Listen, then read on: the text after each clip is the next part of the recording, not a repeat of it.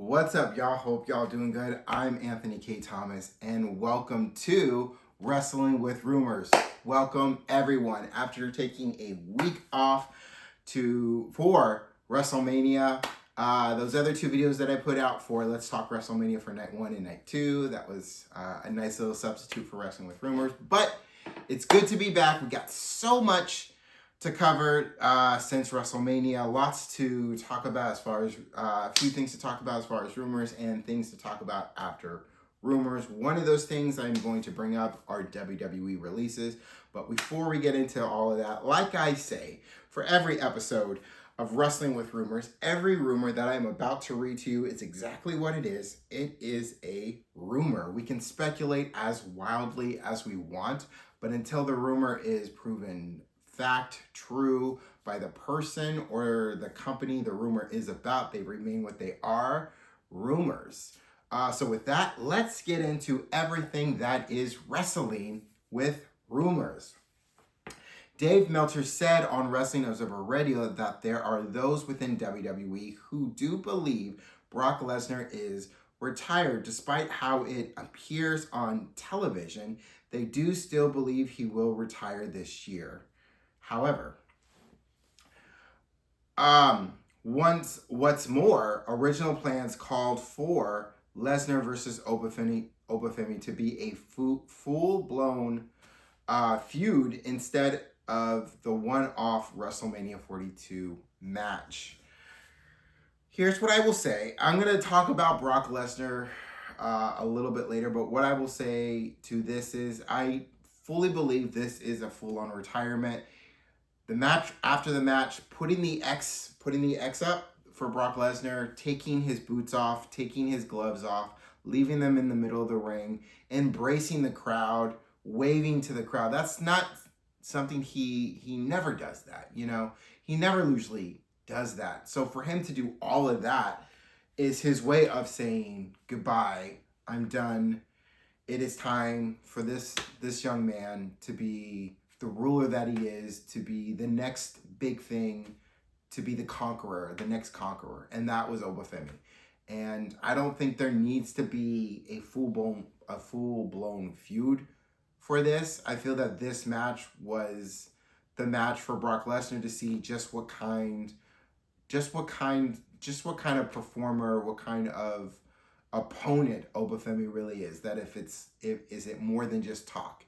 Now, all of us who watch NXT every Tuesday and have watched NXT from the beginning and watched all different NXT stars come up and go onto the main roster, and watching Obafemi from the beginning and watch how he rose through NXT, North American champion, multiple time NXT champion, and how he ruled on that roster. We knew what Obafemi was capable of and knew what he can do. Brock Lesnar was never a thought that ran through my mind to happen so soon. I always thought it was going to be Obafemi versus Gunther we were going to see first, but we got that Brock Lesnar match. So for that match to happen first at WrestleMania, and for Brock Lesnar to see what it was and how Brock Lesnar was handled the way he is, I think it definitely takes into account for Brock Lesnar to do something that unexpected, to retire. So if I do believe that was it for Brock Lesnar, but we never say never. Retirement for pro wrestlers is a very uncommon thing to stick. It's very rare for a lot of pro wrestlers to say they're done and actually be done. You know, Ric Flair is the perfect example of that. Shawn Michaels is another perfect example of that. But the rare ones, like maybe John Cena. Sting is another one who came back after he retired. So for Brock Lesnar to say he's done, to say he's retired, that now he's just going to be there for his kids, be a husband, be a father, be on his ranch. I really believe it's done, but if it's not, and there's one more they want to do at SummerSlam, okay. But I think it's done for Brock Lesnar. And again, I will say thank you to Brock Lesnar for everything. But I am going to bring all this up later on today's episode for Wrestling with Rumors. So let's move on. According to WrestleVotes, the weekend of March 27, 2027 is being targeted for WrestleMania 43 in Saudi Arabia, with the April 10th weekend also in consideration. It's possible the event will go back to being one night just for 2027. However, the most likely case is that it remains 2 nights, which ESPN prefers. Now, this is something I'm going to bring up a little bit later for Wrestling with Rumors. So I'm actually just going to move on from this because this is something else that I want to bring on later on today. And a little bit of the background noise that I just want to say real quick that you're hearing is Einstein. He's getting his itch on. So the back noise you've been hearing is my mom's dog Einstein, who I take care of while she's at Temple. So anyway, a little insight to my life a little bit. But let's move on. Votes claims there is a strong belief in WWE that Brock Lesnar really meant to retire when he left his boots in the ring at WrestleMania 42. However, WWE is said to be more than hopeful that Lesnar will return to do one last match at SummerSlam 2026 in Minnesota, which is where Brock Lesnar is from. If they do one more match, it'll probably be Gunther. It would probably be Gunther to have Brock Lesnar added onto Gunther's list of careers he has killed. I don't see there being a point. I feel that it's good where it ended for Brock Lesnar. Brock Lesnar wanted to end at WrestleMania against Obafemi after being dominated the way he was at WrestleMania. I think that's perfect. There's no need for SummerSlam, but again, you never say never in professional wrestling, so we will see.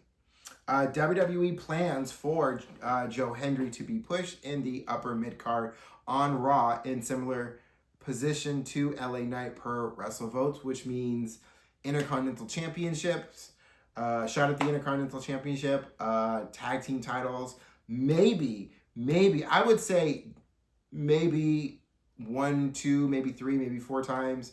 There will be a few opportunities for Joe Hendry to get a shot at the WWE World Heavyweight Championship as well. But upper mid-card is not a bad place to be. So we will see Joe Hendry this week on Raw. I am looking forward to it. Moving on.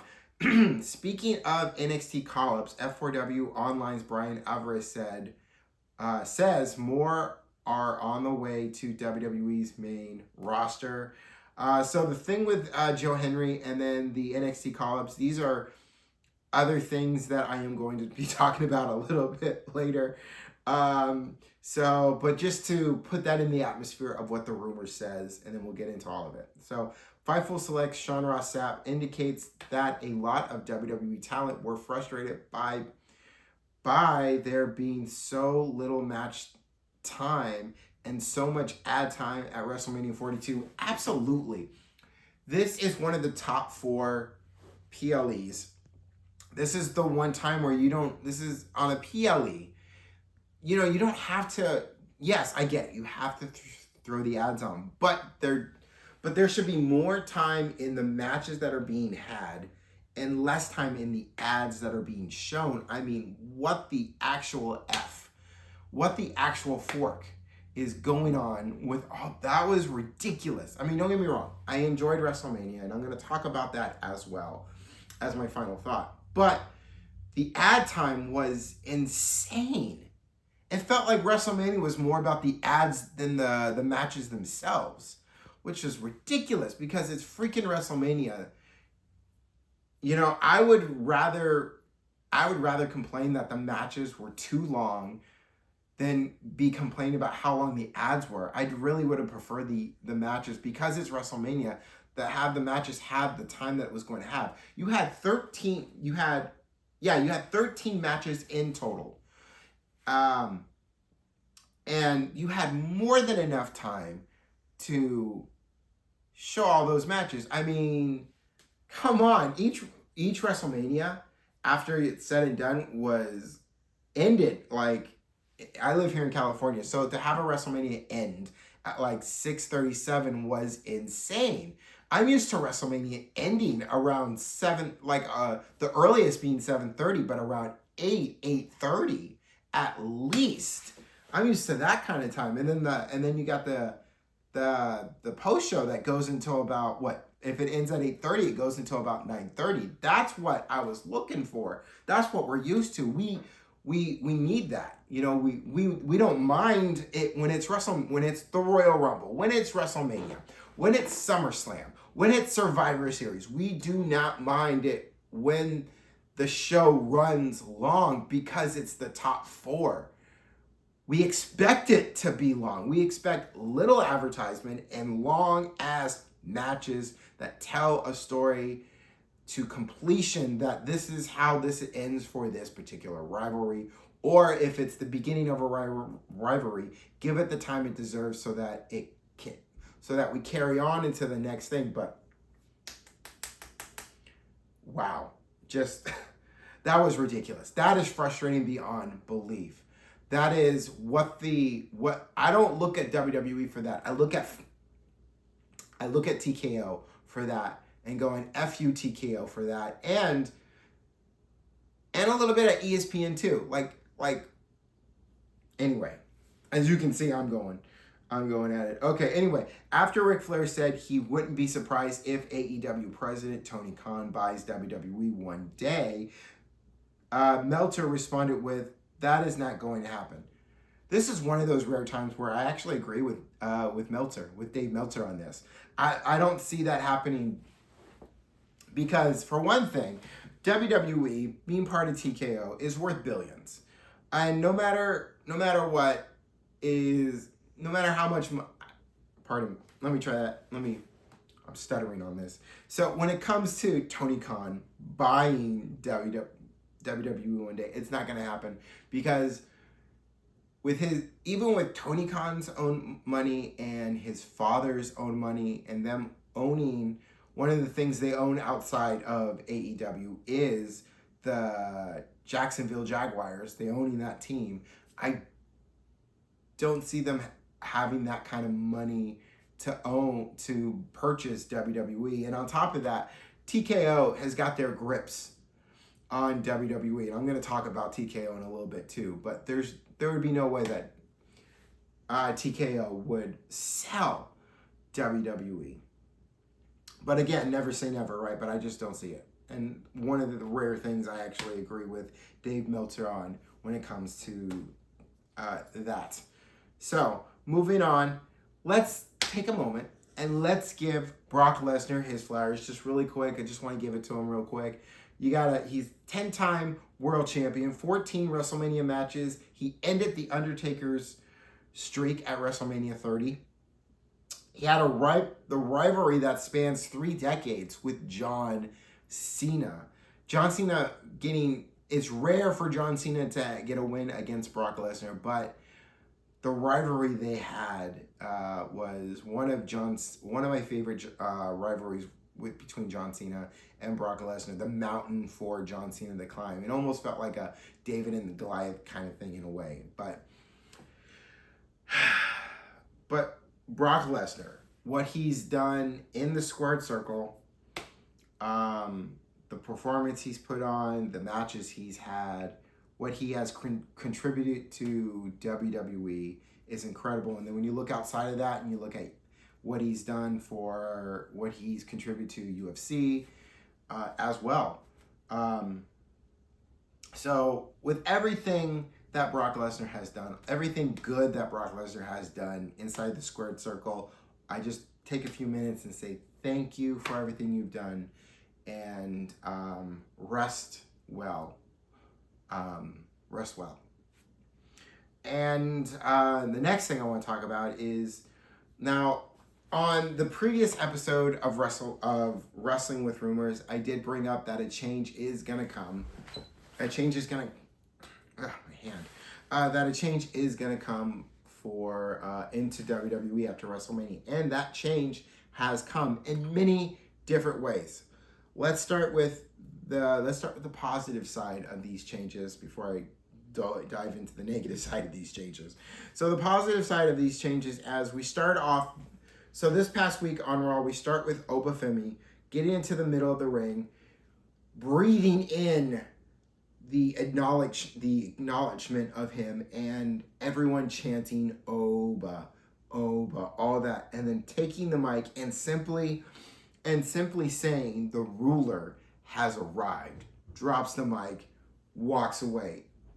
Yes, major change on Raw, that he is here and he is going to conquer Monday Night Raw. It is his new kingdom, essentially. It was incredible. It was a moment that reminded me when Roman Reigns defeated The Undertaker for the first time, got into the middle of the ring.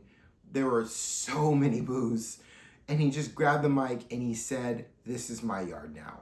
That's exactly how that felt in that moment right there. But the difference was that the crowd was cheering and chanting Oba's name versus what they were doing to Roman Reigns all those years ago. So that was great. Ethan Page officially called up to the main roster now on Monday Night Raw. Had his first match on Raw against Javon Evans, defeating Javon Evans with a little bit of an assist from Rusev, but still getting that win. Classic Ethan Page win. That was great. So Ruka now on Raw. Last week on SmackDown, last week on NXT, having her final match on NXT going how I expected, with Zarya getting the win in that last woman standing match. That final bump when Zarya pushed Sol Ruka off to land on the table, and Sol Ruka hitting her head on the other table. That was a hell of a bump. I haven't heard anything about Sol Ruka in a concussion or anything, so I'm assuming she's okay. But she is now on Monday Night Raw, which is great.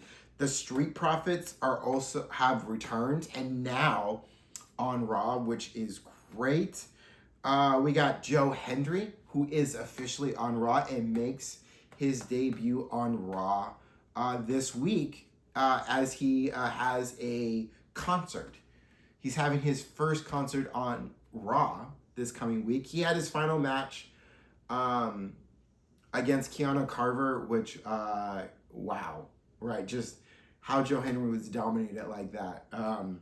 Wow. So Joe Henry now on Raw. Jacob Fatu. Now, it feels like Jacob Fatu might be on Raw now, too. It seemingly seems that way, because at the end of that episode of Raw, as Roman Reigns was out there talking to the crowd, we were acknowledging our tribal chief. Absolutely. He calls out the Usos. He calls out his cousins, saying how much he misses them, how he misses working with them, how he misses their trust. Now, and he's not asking them to service him. He wants to work with them, essentially. So it really feels like that they're back in business, right? It really has that feeling, especially as we got into SmackDown this past Friday as well. But it feels like the bloodline is back in business and back on business. So I'm all for it. They the twos, we the ones. I'm all for it. I could feel it coming a few months ago. So the fact that we're hearing it actually looks like that, pardon me, that it actually looks like that, absolutely, I'm for it. So, and the fact that it is the bloodline with just Jimmy, Jay, Roman, without Paul Heyman, it's just family. That's all it needs to be. I love that. It is so great. But Jacob Fatu, it's seemingly that he is on Raw. It feels like that when he popped up on Raw saying that he wants everything Roman has. He doesn't want that WWE. He doesn't want that World Championship. He needs that World Championship. And challenging Roman Reigns to a match at Backlash, which it feels that that match is going to be confirmed as of this Monday as our first match on Raw, especially what happened this past Friday on SmackDown in the main event, which I will get to in a little bit. But let's move on to SmackDown as the change continues on SmackDown, as we saw Fatal Influence, all of Fatal Influence, JC Jane, Fallon Henley, Laney Reed, all on SmackDown, all getting the call up, all going to SmackDown. It was great. JC Jane having her debut match on SmackDown. It's not her first match on SmackDown because she has had a match or two on SmackDown before, but as an NXT superstar. This was her first match on SmackDown, officially a part of the SmackDown roster. Long time coming for this. So for her to have that was great. And she had that with Rhea Ripley. Now, which was great. Now, it ended in a DQ, which I'm okay with because it protects both JC Jane and Rhea Ripley for it to end in a DQ, as Fallon Henley and Laney Reed jumped in, went after Rhea Ripley to end that match in a DQ. But to have Fatal Influence, JC Jane, I see Women Tag Team Championships for Fallon Henley and Laney Reed. I see JC Jane. Honestly, I see some championships for all three of them in a future. I don't know if it's near or far, but I see it in the future for them, and it's great that they're finally there. You got Blake Monroe and Ricky Saints both debuting on SmackDown, either this coming Friday or very soon. I don't know exactly when for Blake Monroe she'll be debuting on SmackDown, because for her, when they were showing the video package for her, it said coming soon. However, for Ricky Saint, we can say this Friday on SmackDown, he makes his debut. Yes, yes, yes, all good. We get to the end of SmackDown, and it was Jacob Fatu versus Solo Sikoa. Now, Jacob Fatu gets that win. That match ends when the Usos were going to help Jacob Fatu with the rest of MFT, but he didn't need it. Pardon me. Solo Sikoa did not need any help. He took care of all of them by himself. And the Usos are looking at him like, damn, he's got this. So, and Jacob Fatu, right before we fade to black on SmackDown, you had Solo Sikoa saying that, tell your tribal chief or tell Roman I'll see his ass this Monday. So, yeah. Absolutely, Jacob Fatu, Roman Reigns, World Championship at Backlash. It's going to get confirmed this coming Monday. So, looking forward to that. So far, the changes in after WrestleMania season for the main roster of Raw and SmackDown, and even NXT, as talent from development and from Evolve starting to level up and moving on to SmackDown, and we're starting to see that. So, that's great. As well. So that's good news. That is good news of change that is coming to WWE. Now we're going to flip the coin and we're going to look at the bad news of the change that came to WWE. Now the change to WWE came in the form of releases. Now I want to be clear about this, that these releases did not come from Stanford. These releases did not come from the WWE office themselves, which is in the past traditionally where these releases come from. I know people are calling them WWE releases. I have been calling them WWE releases because in a sense they are WWE releases. But I think if we step further back and look at it as a whole, all these releases came from TKO. These are TKO releases. All of these people that got released came from TKO. I'm going to explain it all as best I can. And here we go. So as far as the releases go, we have Joe Gacy, Uncle Howdy, Bo Dallas, Nikki Cross, Dexter Lumis, Eric Rowan. So all of Wyatt Six. That's a blow. That hurts. That's shocking because they were featured every week and what they were doing was great. Right? The spookiness, the family aspect of what they were doing. Every week they were honoring Bray Wyatt but doing their own thing. And I was looking forward to seeing what was next after they finished that thing with MFT, but oh well. That hurts. That one hurts. But Zoe Starks, who's still healing from injury, who showed up at the Hall of Fame, she was looking great. She was looking like she was about ready to come back. Alba Fire, Andre Chase, Dante Chan, Aleister Black, Zelina Vega, Kari Sane, Motor City Machine Guns, Apollo Crews. You had developmental talent like Tyra May Steele, who won LFG. And she was featured a little bit on NXT and then got moved to Evolve to get a little bit more experience. But she's gone. Chris Island, who was part of LFG, who was developing fairly well. He was security for NXT. So like when they call out security, he was one of the people that you saw in the security. Luca Crucifino, he was part of the D'Angelo family, and then after that broke up, he did a few things on NXT by himself solo, but then got moved over to Evolve, and he's gone. And there's so much more talent as in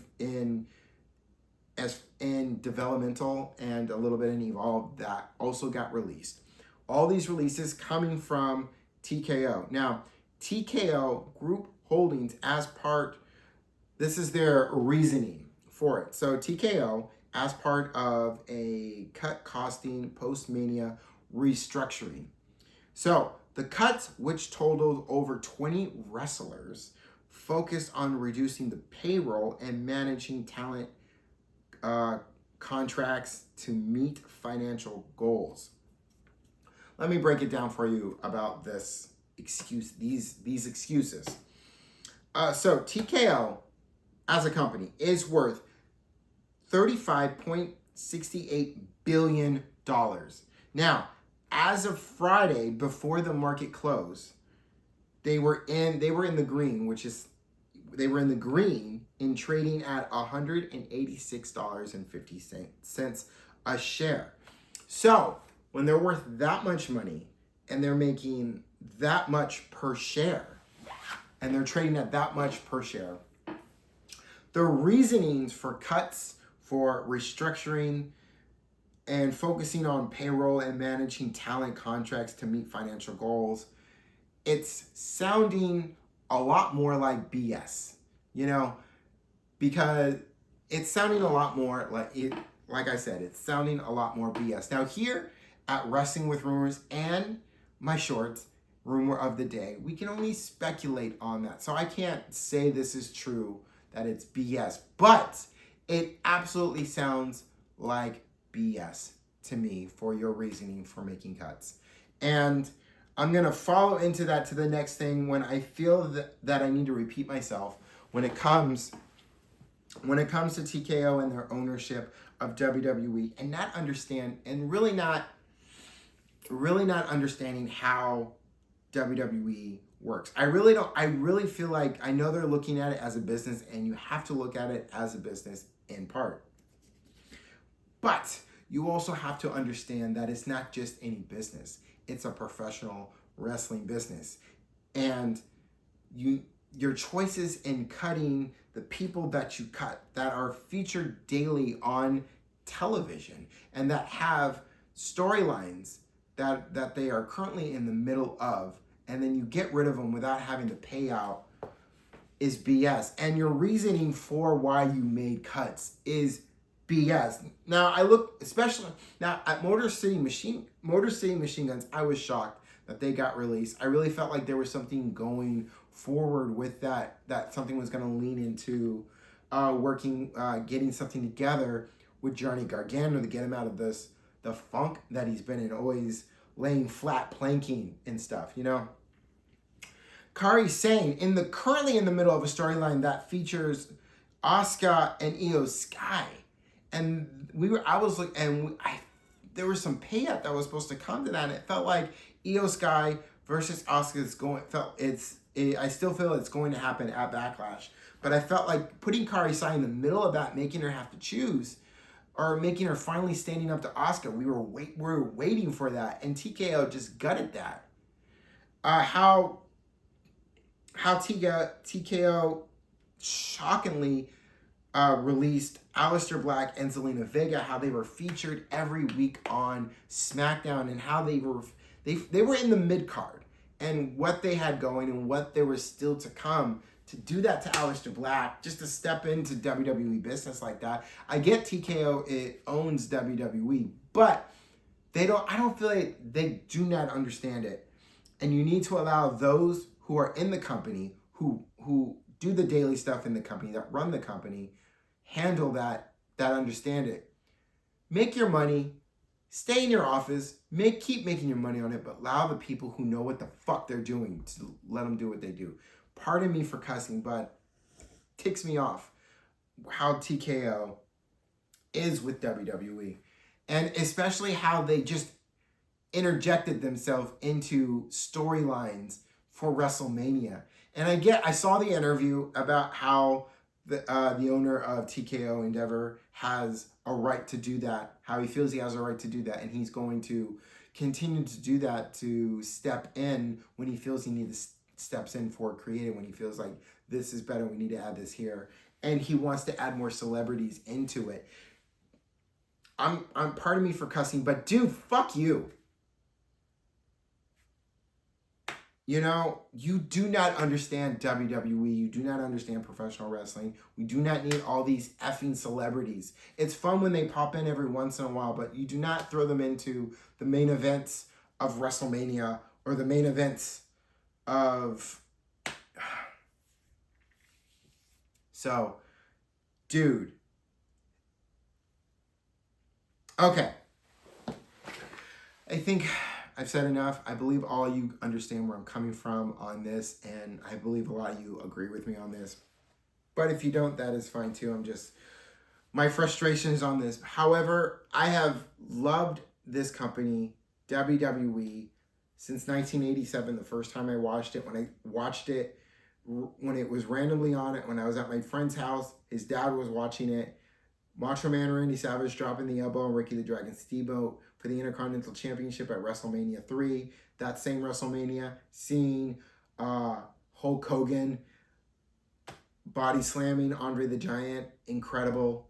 So I have been loyal to this company since 1987, and just to see how to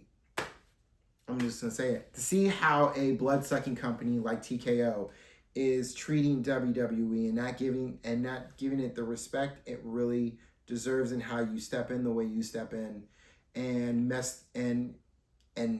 add the wrong kind of chaos to a main event at a WrestleMania, and how you release such great talent from WWE the way you did, and your excuses for why you're making these cuts, when these cuts really feel like BS, when you are worth $35.68 billion and you're trading in the green as of last Friday at $186.50 a share.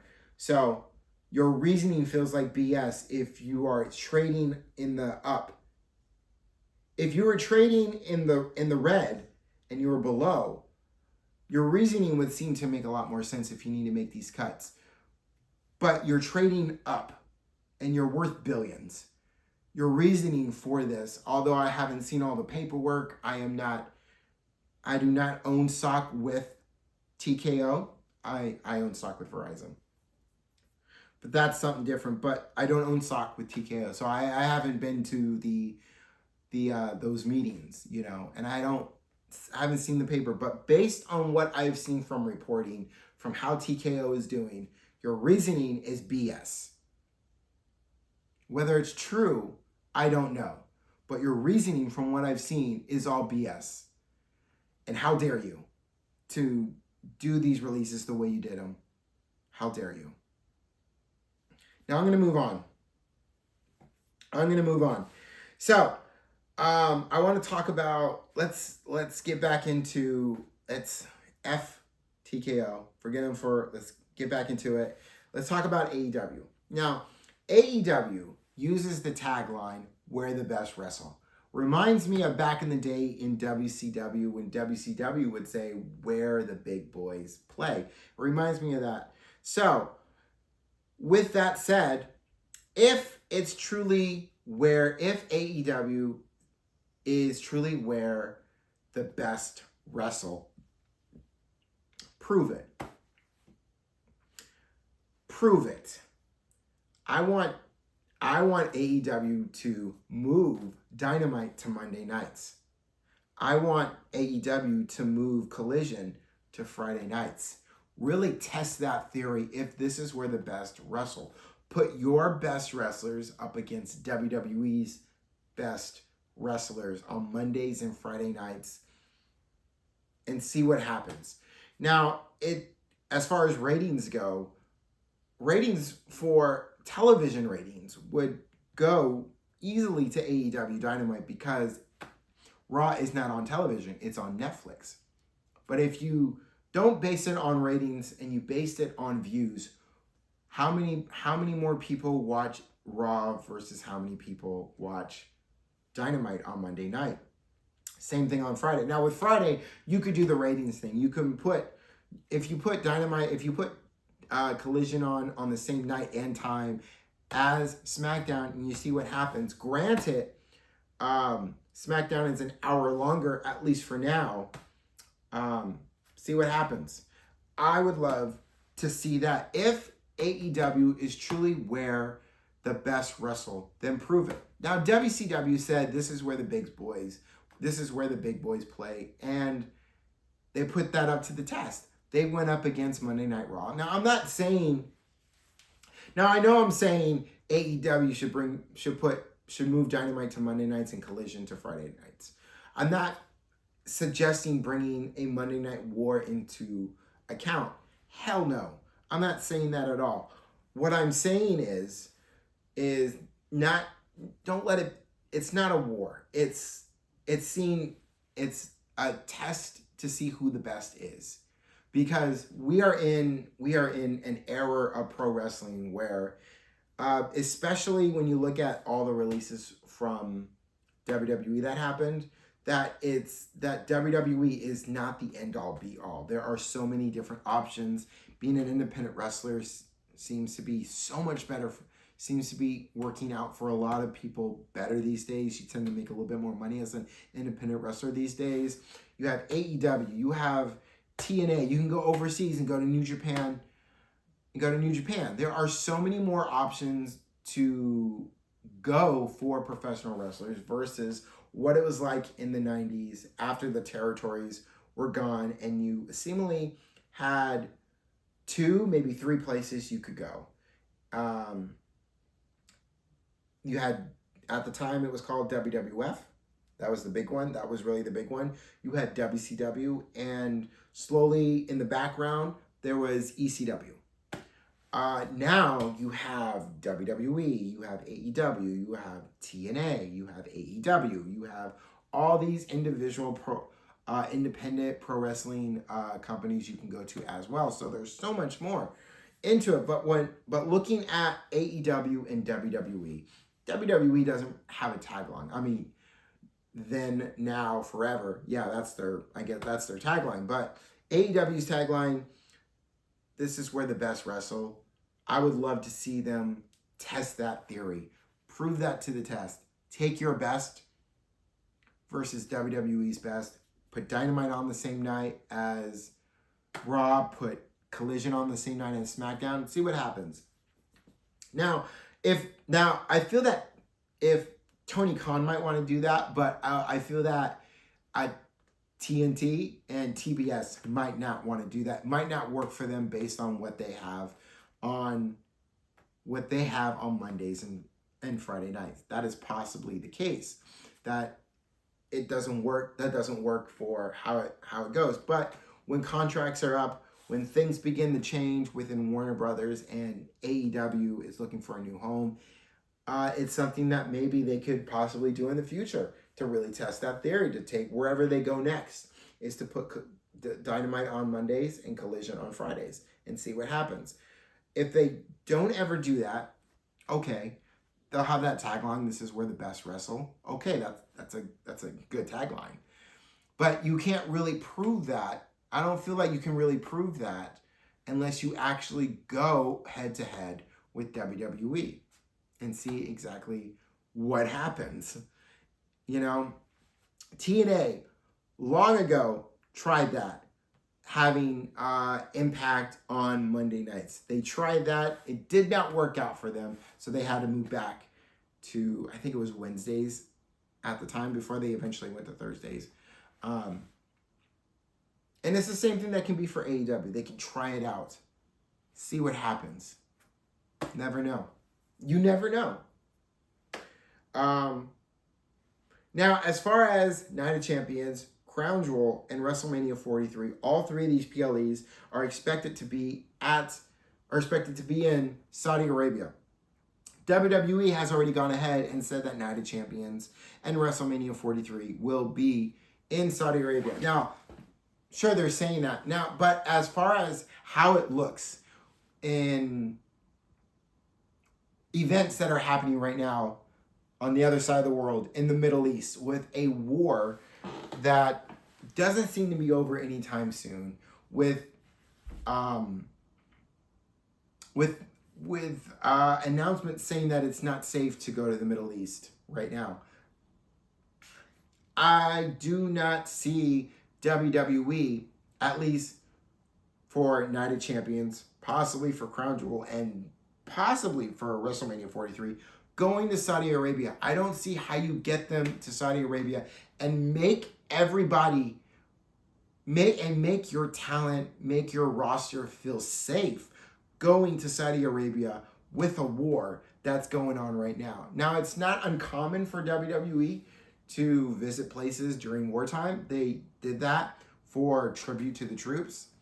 They would put on shows for the troops. We would get to see them sometimes during December, and it was really cool. It would be outside. They would do it outside in the afternoon where they were, and they made sure it was safe for them to go. But this is different. This is absolutely different. This is not WWE visiting a military base to put on this show for these guys and girls who are bravely defending our rights. It's not like that. This is WWE going to Saudi Arabia and putting on a show for those in the Middle East to watch and for us to watch here at home. But I don't see how it would be safe, especially with the war going on, for the talent to want to go to the Middle East for Night of Champions, for Crown Jewel, and possibly even for WrestleMania 43. I don't see it. I'm really hoping at this period in time that Night of Champions, which is going to be in June, like about a month and a half out, they have a backup plan for Night of Champions. They have a backup plan for Crown Jewel, and they're beginning to look for backup plans for WrestleMania 43. Because this war does not seem to be ending anytime soon, especially how the current administration is handling things, which is not good. It's not good. So I don't see it. I really don't see it. And I don't see how the talent would feel safe wanting to risk that.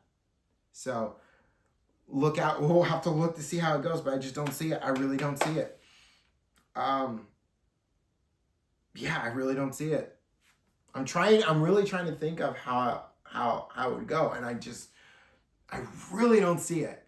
If you see a way how it could work, please let me know in the comments, because I'm not seeing it. Now, my final thoughts for WrestleMania.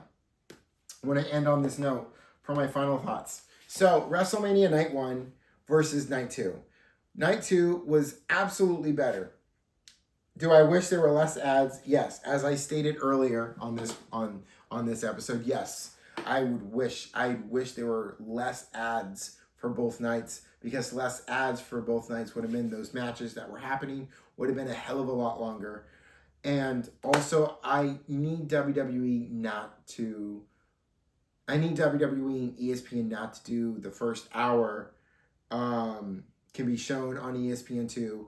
First hour can be shown on ESPN, because it really dug into the timing. It dug into a little bit of timing as well for the length of the match, because those first two matches for Night 1 and Night 2 were all based on what they could get in that first hour for ESPN2 and ESPN. I get that. I understand it. I respect it a little. But no, that needs to stop. You use the countdown show to boast WrestleMania, to get people to sign on to the app to watch WrestleMania in its entirety, not to show the first hour of it. No, you don't do that.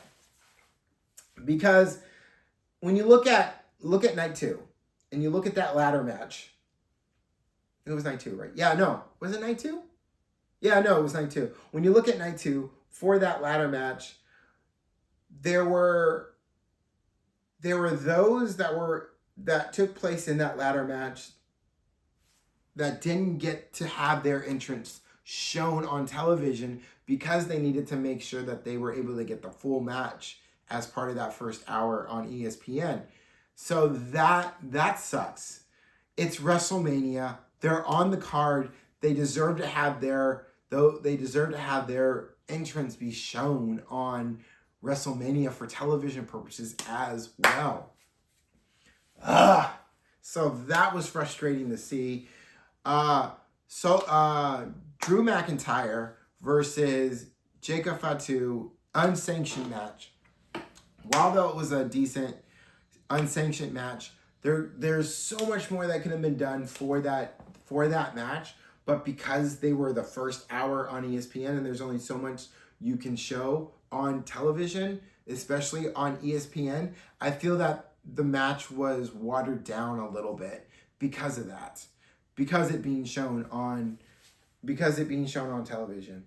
Now, Obafemi versus Brock Lesnar, there was nothing watered down about that match. That match was incredible from start to finish. But like when you look at the unsanctioned match and when you look at the ladder match, those felt, as far as the entrances for the ladder match, it felt frustrating and just a little bit of a disrespect to those who didn't get to have their entrance shown on television. And the unsanctioned match, while it was decent enough, it was good, that it felt watered down a little bit because it was shown on television that first hours, is what I'll say. But the ladder match for WrestleMania night 2 was incredible. That was a great match. There were highlights after highlights for that match, and to see Penta winning that match was incredible. To have Penta win that match, his debut WrestleMania match, retaining his Intercontinental Championship, was great. I loved seeing it, so I was very happy to see that for Penta. Absolutely. So, looking at WrestleMania is in its entirety, night 1, night 2. No disrespect to those who competed in night 1 because they were all incredible. But when you put it up against night 2, WrestleMania night 2 on Sunday was so much better than night 1. If you look at it, like if you compare it to a concert, night 1 of WrestleMania felt more like the opening act to the concert, which was WrestleMania night 2. WrestleMania night 2 really felt like the concert, the tickets you buy to see the person for. And when you arrive in the arena and you're sitting in the crowd, here comes an opening act to warm the crowd up before the main act comes out. That's what night 1 felt like. It felt like the opening act to what everyone actually came to see. And then you got it in WrestleMania night 2, which was incredible. But no disrespect to those in night 1. Although it feels like I am disrespecting them a little bit, I have no intention to. I respect all of them. I'm a fan of all of them for the most part. But it just, night 2 just felt so much better. But WrestleMania as a whole was good. I enjoyed it. Cut back on the ads. Give more time to matches. We should have had... WrestleMania should have had 14 matches. You had 7 on night 1. You should have had 7 on night 2. And that 7 match could have either been Io Sky versus Asuka, because then we would have gotten that payout with Kairi Sane still being there at that time. So that would have been perfect for that. And I would have loved to have seen Io Sky versus Asuka at WrestleMania. That's where it feels like that match should happen. It felt like it was leading to that. We didn't get that. Or you could have had instantly right there. You could have had Tiffany Stratton versus Julia for that United States Championship. You had the number one contenders match the night before WrestleMania. And then you could have gone into night 2 and had that match. I know there was no build. It was just Tiffany Stratton versus Jordynne Grace. Here's your number one contenders match. Winner faces that. There was no build to it. It just instantly happening. A lot of people speculating that it's possible that it just happened like that because Julia might be getting released. But as of this video coming out, there has been no other releases. I feel that there were a little over 20 releases, and all the names that came out was everyone that got released. However, I will continue to update if more releases come out, but I'm very curious to what happens now for Julia, because Julia held that United States Championship for a good while, but she wasn't really utilized with the championship belt. It just felt like she was a placeholder for it until they could get it onto someone else who they wanted to run it with. They haven't really done much with the Women's United States Championship, and that needs to change. You have these women championship belts. It's not enough just to have them, to say, yeah, we have more championship belts for women. You got to actually utilize them. You actually got to have them in matches and really use them. And I put a little on creative for not having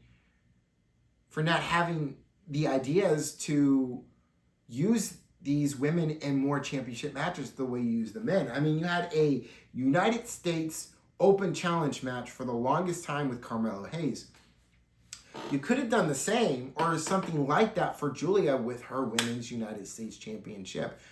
I would love to. I mean, we've been seeing a lot more of the women tag team titles being utilized a lot. The Women's Intercontinental Championship has been good at being utilized, especially when it's been coming between Becky Lynch and AJ Lee. Now Becky Lynch has it back, but I want to see it on SmackDown as well. I want to see the Women's United States Championship getting utilized a lot more on SmackDown and be part a lot more PLEs in the future. It needs it. It deserves it. It needs to have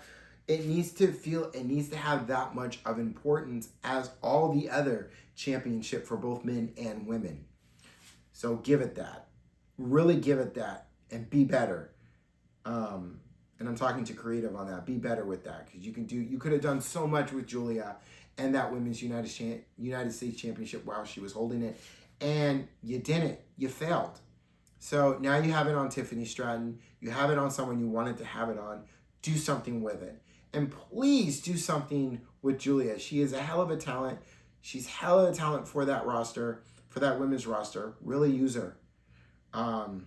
Better than what you have in the past. But yeah, anyway, getting a little far away from my final thoughts of WrestleMania, but those are my final thoughts for WrestleMania. I thought night 2 was better than night 1, but overall, WrestleMania was good. Moving on to Backlash, and that'll do it for Wrestling with Rumors. It's good to be back. Appreciate you for watching. If you haven't yet, go ahead and hit that subscribe button so you can keep up with all new episodes of Wrestling with Rumors and my short, Rumor of the Day, which I drop Monday through Saturday, comes out. Look out. So hit that subscribe button. Go ahead and give it a like, leave a comment, and I appreciate all of you for watching once again. Hope all you have a good, fun, and safe week. Don't forget to take care of yourselves, and I will see all of you next week for a whole new episode of Wrestling with Rumors. But in the meantime and in between time, once again, don't forget to take care of yourselves. See you all on that next one. Peace, y'all.